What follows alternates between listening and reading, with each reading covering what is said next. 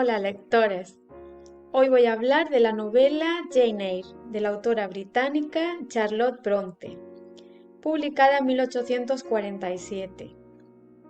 Esta novela es de lectura agradable y amena, pero nos ayuda a comprender el punto de vista de una mujer, en una época como la victoriana, en la cual las mujeres estaban muy silenciadas. La novela tiene tintes autobiográficos. Podríamos decir que Jane, la protagonista, es el alter ego de la autora y está narrada en primera persona. Jane nos cuenta su vida, pero en ocasiones interpela al lector, se dirige a él, así que a veces usa la segunda persona, algo poco común. La novela narra la vida de Jane.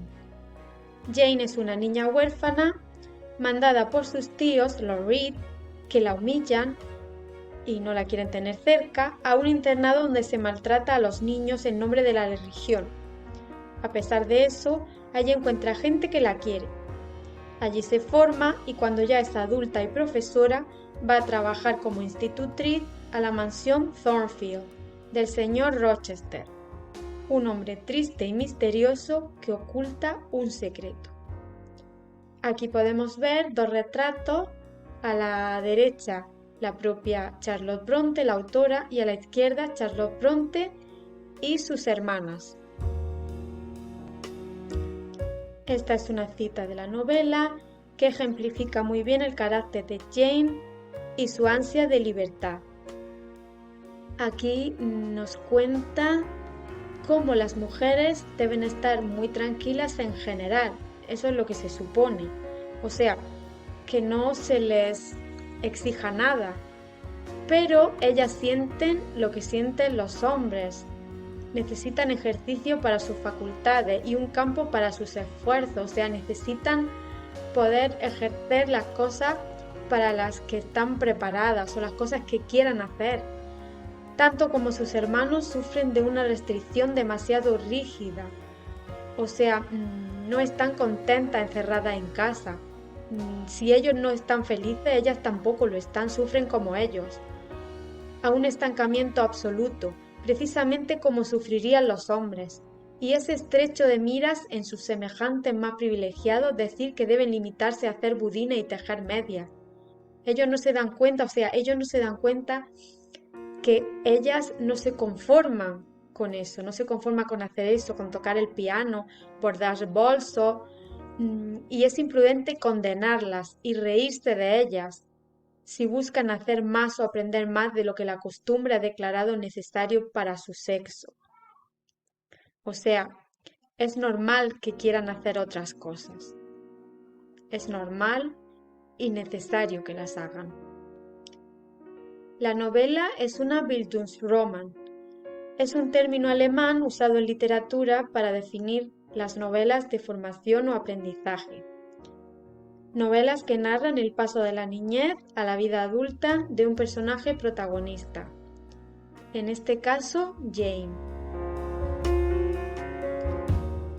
Está considerada una obra protofeminista, ya que encontramos en ella los inicios del pensamiento feminista, como hemos contado antes en la cita. Jane es una mujer en un mundo patriarcal, pero una mujer culta que se mantiene a sí misma y que no depende de un hombre. Con su actitud y sus palabras nos demuestra su deseo de ser una igual con el hombre y por lo tanto actúa con los códigos feministas, antes de que el feminismo fuese reconocido como tal. En la época había un tipo de novelas llamadas novelas de institutriz que narraban la vida de este personaje, eran muy populares.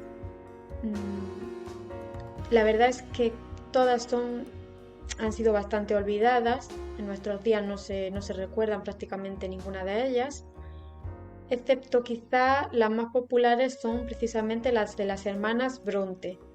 Esta sería una de ellas, Jane Eyre, y otra sería la de su hermana Anne, Agnes Grey. La institutriz es un personaje incómodo, esta profesión también la ostentó la autora. Es incómodo porque en la época era alguien difícil de encasillar. La institutriz pertenecía a la clase trabajadora, pero su educación estaba más cerca de la clase alta. En una época en la que las clases sociales estaban mucho más establecidas y encorsetadas que actualmente, esta posición era difícil, ya que tenía que educar a niños de una clase superior a la suya, que podían ejercer su poder para hacerla sentir inferior y tratarla de forma poco respetuosa. Aquí se muestra cómo se habla mal de las institutrices, hay personajes que lo hacen, y se cuentan las travesuras que les hacían para reírse de ellas.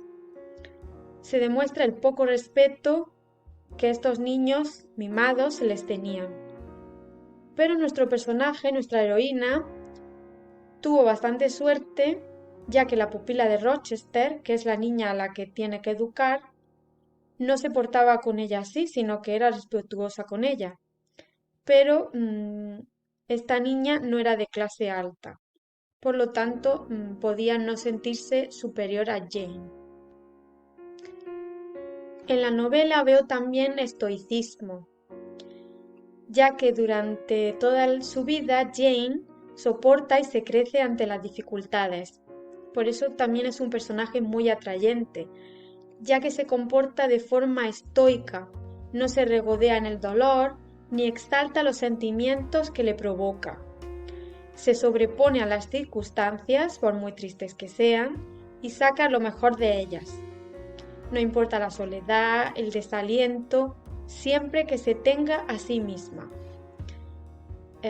Esto también es un claro ejemplo de autoestima. Y solo teniendo verdadera autoestima se puede sentir amor verdadero. Esta historia también es una historia de amor. Y los enamorados tienen en contra a la sociedad debido a la diferencia de clase.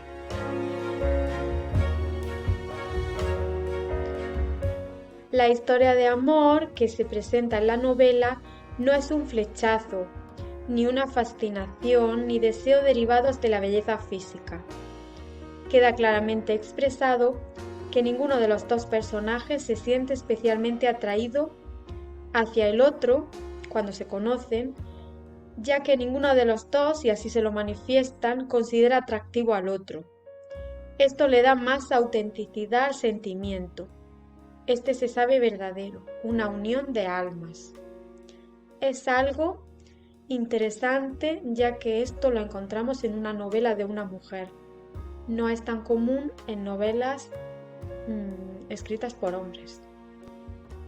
Hemos hablado mucho de Jane, pero otros personajes importantes serían Rochester y Berta. La propia Jane, como ya hemos dicho, es una persona prudente, culta e independiente. Berta es todo lo contrario, es su antagonista. El señor Rochester, que aquí he colocado de forma estratégica en medio de ambas, es un hombre de su época, poderoso y rico, que cree haber cometido un error, que le pesa y no le deja ser feliz.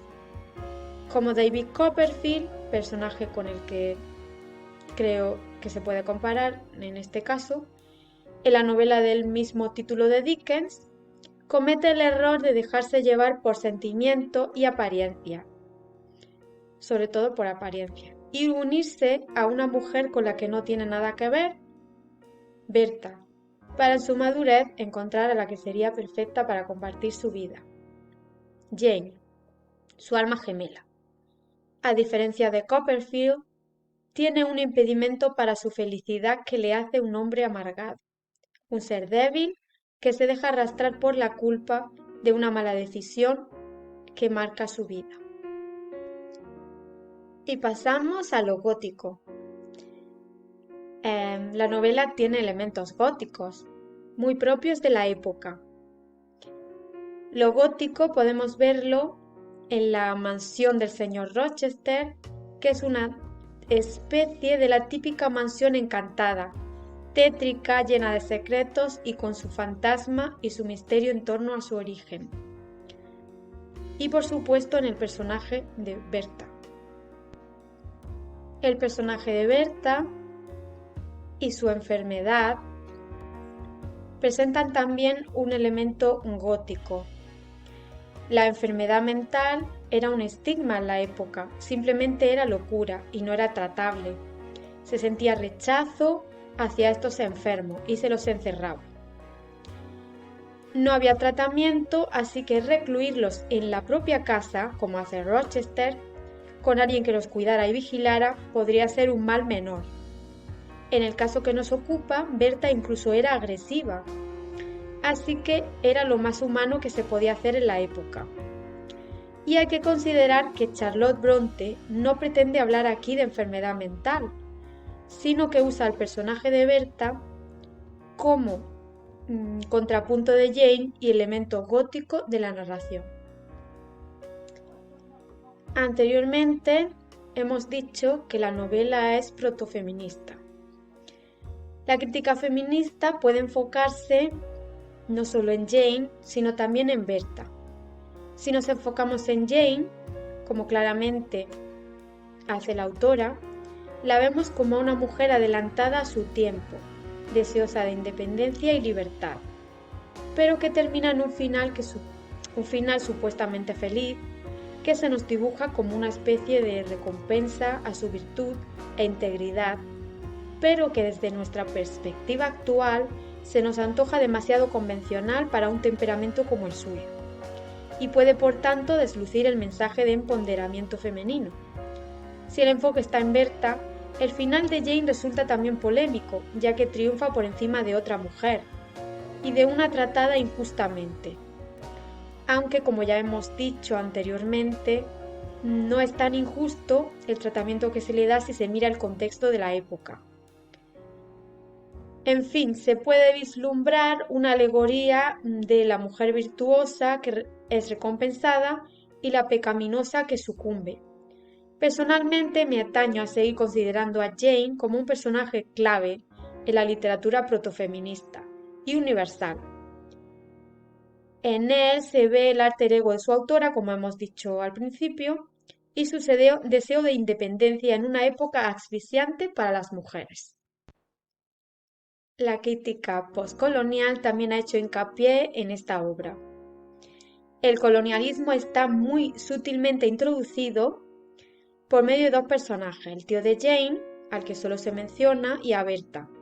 El tío la hace heredera de su fortuna, amasada en Madeira, supuestamente conseguida con obra de mano esclava, aunque tal cosa no se menciona. Los críticos solo lo dan por sentado. Otro asunto sería la procedencia de Berta, que era de Jamaica, y sería utilizada por esta crítica como personaje explotado por el colonizador, Rochester, el británico. Esto no se sostiene, ya que era blanca y rica, y por eso también ella podría haber tenido esclavos. En el contexto colonial, ella sería la explotadora y no la explotada. No sabemos nada de la opinión de Charlotte Bronte sobre la esclavitud. No es el argumento de la novela. La herencia solo es un medio para la independencia de la heroína. Es lícito que la autora no haga juicios morales más allá de lo que concierne a las circunstancias de Jane, ya que se centra en ella. Y los otros personajes solo son importantes en la medida en que se relacionan con ella. Por supuesto, lo más importante es la libertad creativa de la autora. Y aquí acaba mi exposición y mis impresiones sobre la novela. Espero que hayáis disfrutado sobre mi presentación. Quería mencionar también, por último, esta novela está muy versionada en cine, hay muchísimas películas y también podéis disfrutar de ella en el cine, todas son bastante buenas. Espero haber aportado mi granito de arena para que os animéis a leerla. Muchas gracias y hasta pronto, lectores.